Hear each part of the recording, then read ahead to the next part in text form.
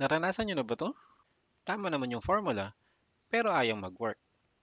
And then, nag-backcheck ka na, ni-review mo na yung data mo, sumakit na yung ulo mo kakaisip. Ano ba yung nagko-cause ng error? Today, we will talk about how to resolve this kind of issue, and specifically, we will be using the function date value. By definition, date value converts a date in the form of a text to a number that represents the date in Microsoft Excel date time code. Isa lang yung syntax niya, which is yung date text. And normally, ganito yung magiging text or ganito yung magiging format nung date text. First, let me show you the three ways on how to counter check yung error. First, one is through the formula itself. So, click mo lang yung cell kung nasan yung formula and then click ka inside the formula that you use and then click yung fx, that's your function helper. And then, as you can see, we are provided with the breakdown of each part of the XLOOKUP function. So we have our lookup value, lookup array, return array, and whatnot.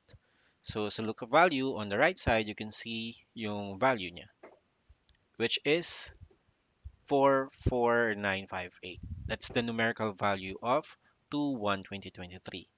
And then yung lookup array natin, which is yung A8 to A35. And here, as you can see, yung mga date are enclosed with quotation marks. And sa Excel, especially with the formulas, kapag ang value ay enclosed with quotation marks, that means it's a text. So dito pa lang nakita na agad natin na kaya hindi nagwo-work yung formula kasi yung lookup value natin is number and nilulookup natin siya sa array na ang laman ay mga text. Another option is through calculate. So compare lang natin. A8 is equals to E3. Kasi ayun yung example natin. So, supposedly, yung sales of 2/1/2023 ayun dapat yung lalabas dito. And since nagna-not found, merong problema dito sa dalawang value na to. So, enter. And as you can see, hindi siya equals or hindi siya match. That's why ang result ng XLOOKUP natin is error or not found. So, i-calculate natin. Just click on the cell where you try to compare the values and then highlight yung mga values. Actually, here you can see already yung calculation niya. But you can also do F9. So, click mo lang yung F9 and then do the same with E3. Highlight mo lang yung value and then F9. And there you go. That's why hindi siya equals kasi nga naka-text to 1/2023 and then kino-compare siya sa number. And another way is through visual reference. So normally, kapag gamay mo na yung data mo or kabisado mo na sa Excel, just by looking at your data, you'll know kung ano yung mga discrepancies. For example, your values in A8 to A35, naka-left align siya. While yung values mo naman sa A3 ay naka-right align. In Excel's default formatting, lahat ng mga text by default ay naka-left align, while lahat ng numbers ay naka-right align.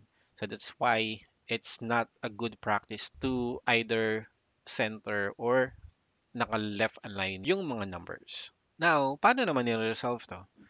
If there are just a few rows that are formatted in text, pwede mo naman na i-manually edit na lang. But if you're working on 100 or thousands of rows, hindi siya practical. So let me show you the two ways on how to resolve it.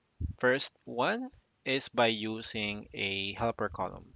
So meaning gagawa tayo ng isang column to convert yung values from text to date or number. And that's where we will be using the date value function. Example here, date format. And the formula will be equals date value And then, yung cell kung nasaan yung date text. Enter. Then, drag lang natin yung formula pababa. And there you go. Then, change the formatting to short date. Now, we can go ahead and use this helper column doon sa XLOOKUP function natin. So, we just need to change yung lookup array from A8 to A35 to E8 to E35. Technically, change lang yung column letter. And there you go. Na gumagana na yung formula natin.